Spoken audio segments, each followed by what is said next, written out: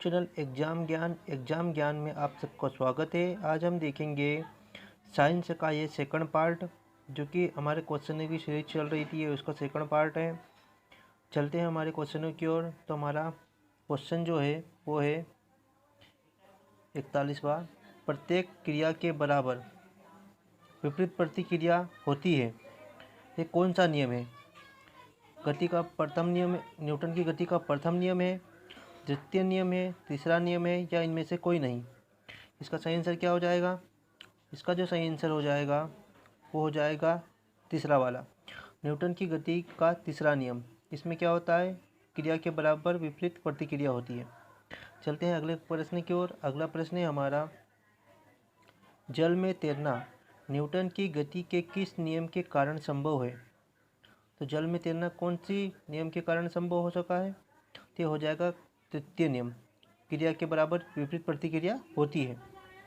चलते हैं अगले प्रश्न की ओर। अगला प्रश्न है हमारा, कोई पिंड जब तक विराम अवस्था में ही बना रहेगा जब तक उस पर बल कार्य नहीं करता, यह कथन किसका है? तो यह कथन किसका है? इसका जो सही आंसर हो जाएगा वह न्यूटन का प्रथम नियम बोलता है ये।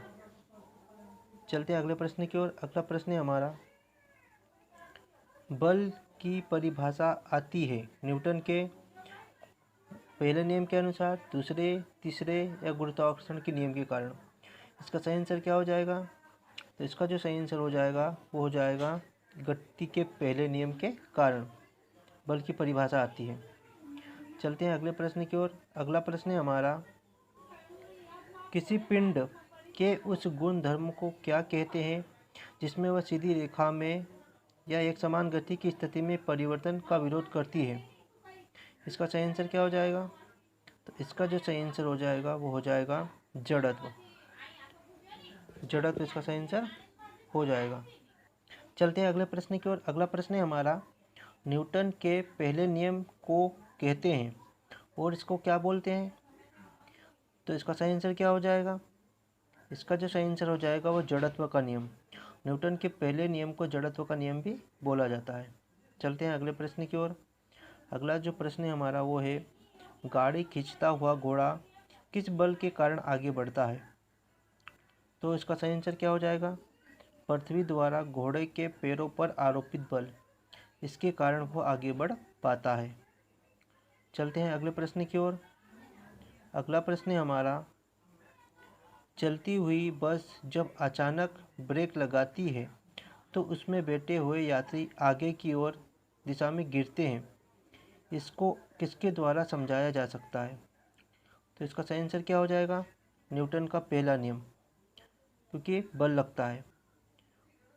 यदि दोस्तों आपने मेरे चैनल को अभी तक सब्सक्राइब नहीं किया है तो इस चैनल को सब्सक्राइब करें और बेल आइकन को दबाना ना भूलें।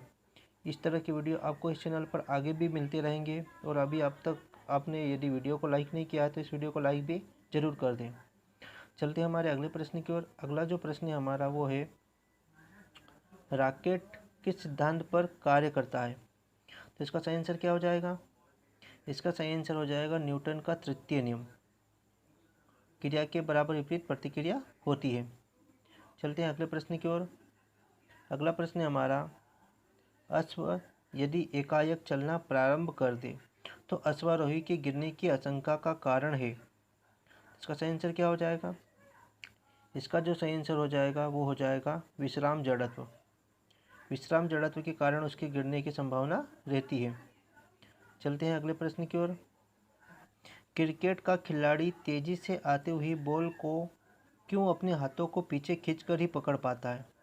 तो इसका सही आंसर क्या हो जाएगा? इसका जो सही आंसर हो जाएगा, बॉल विश्राम की स्थिति में आ सकती है, इसका ये सही आंसर हो जाएगा। चलते हैं अगला प्रश्न है हमारा, बल गुणनफल है। तो बल किसका गुणनफल है? द्रव्यमान और वेग का, द्रव्यमान और त्वरण का, भार और वेग का, या भार और त्वरण का? इसका सही आंसर क्या हो जाएगा? इसका सही आंसर हो जाएगा द्रव्यमान और त्वरण का हो जाएगा।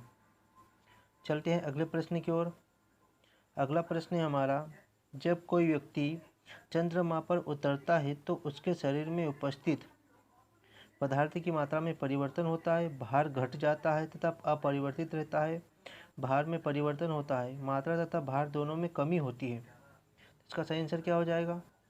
इसका जो सही आंसर हो जाएगा वो हो जाएगा भार घट जाता है तथा मात्रा अपरिवर्तित रहती है। चलते हैं अगले प्रश्न की ओर। अगला जो प्रश्न है हमारा वो है, यदि हम भूमध्य रेखा से ध्रुव की ओर जाते हैं तो जी का मान क्या होता है? जी के मान में बढ़ता है, घटता है, वही बना रहता है या 45 डिग्री के अक्षांश तक घटता है? इसका जो सही आंसर हो जाएगा वो हो जाएगा बढ़ता है। ध्रुव की ओर जाने पर जी का मान बढ़ता है। चलते हैं अगले प्रश्न की ओर। अगला प्रश्न है हमारा, शरीर का वजन पृथ्वी की सतह पर सभी जगह समान होता है। ध्रुव पर अधिकतम होता है, विषुवत रेखा पर अधिकतम होता है, मैदानों की तुलना में पहाड़ियों पर अधिकतम होता है। तो इसका सही आंसर क्या हो जाएगा? इसका जो सही आंसर हो जाएगा वो हो जाएगा ध्रुव पर अधिकतम होता है। चलते हैं अगले प्रश्न की ओर। अगला जो प्रश्न है हमारा वो है, व्यक्ति पृथ्वी की सतह की तुलना में चंद्रमा की सतह पर ऊंचा क्यों उछल सकता है? तो इसका सही आंसर क्या हो जाएगा? इसका जो सही आंसर हो जाएगा, चंद्रमा में गुरुत्वाकर्षण के कारण त्वरण पृथ्वी की तुलना में कम होता है। ठीक है, इसका ये सही आंसर हो जाएगा। चलते हैं अगले प्रश्न की ओर। अगला जो प्रश्न है हमारा वो है, 20 केजी के वजन को जमीन के ऊपर 1 मीटर की ऊंचाई पर पकड़ने के लिए किया गया कार्य क्या कहलाता है? इसका सही आंसर क्या हो जाएगा? इसका सही आंसर हो जाएगा 0 जूल। चलते हैं अगले प्रश्न की ओर। अगला जो प्रश्न है हमारा वो है, एक व्यक्ति एक दीवार को धक्का देता है पर उसे विस्थापित करने में असफल रहता है तो वह करता है। इसका सही आंसर क्या हो जाएगा? इसका सही आंसर हो जाएगा कोई भी कार्य नहीं करता है। इसका सही आंसर क्या हो जाएगा? कोई भी कार्य नहीं करता है। चलते हैं अगले प्रश्न की ओर। अगला प्रश्न है हमारा, पहाड़ी पर चढ़ता एक व्यक्ति आगे की ओर झुक जाता है। इसका सही आंसर क्या हो जाएगा? क्यों झुक जाता है? तो इसलिए झुक जाता है ताकि स्थायित्व बढ़ाने के लिए, ताकि वो गिरे नहीं, इसलिए वह झुक जाता है। चलते हैं अगले प्रश्न की ओर। अगला प्रश्न है हमारा, पीसा की ऐतिहासिक मीनारें तिरछी होते हुए भी नहीं गिरती, क्यों नहीं गिरती? तो इसका सही आंसर क्या हो जाएगा? इसका सही आंसर हो जाएगा, इसकी गुरुत्व केंद्र से जाने वाली ऊर्ध्वाधर रेखा आधार से होकर जाती है, इस कारण वो नहीं गिरती है। चलते हैं अगले प्रश्न की ओर।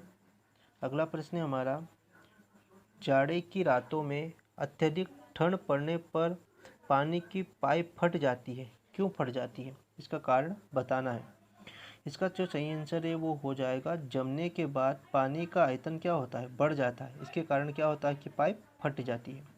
चलते हैं अगले प्रश्न की ओर। अगला प्रश्न है हमारा, पानी से भरे डाट लगी बोतल जमने पर टूट जाएगी, क्यों टूट जाएगी? इसका भी कारण बताना है। तो इसका भी वही हो जाएगा, जमने पर जल का आयतन बढ़ जाता है। चलते हैं अगले प्रश्न की ओर।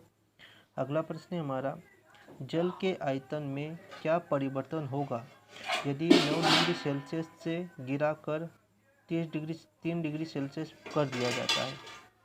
तो इसका सही आंसर क्या हो जाएगा?